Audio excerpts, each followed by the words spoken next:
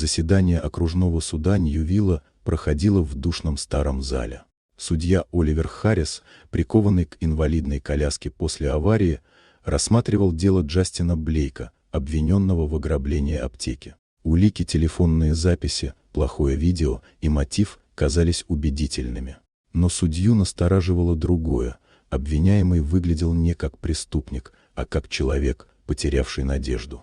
В зале присутствовала его 7-летняя дочь Люси в выцветшем синем платье и с серьезным, взрослым выражением лица. Перед объявлением приговора она подошла к судье и спокойно сказала, что он должен освободить ее отца, а она сделает так, что он снова сможет ходить.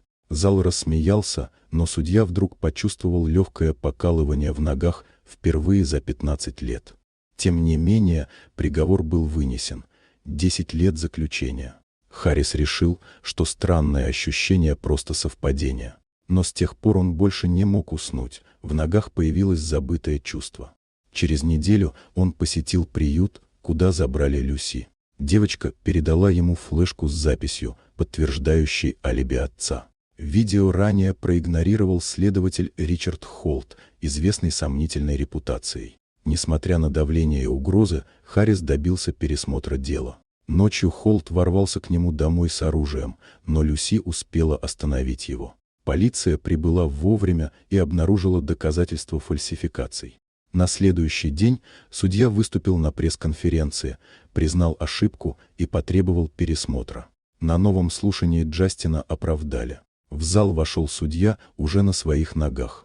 Люди аплодировали, а Люси улыбнулась и крепко обняла отца.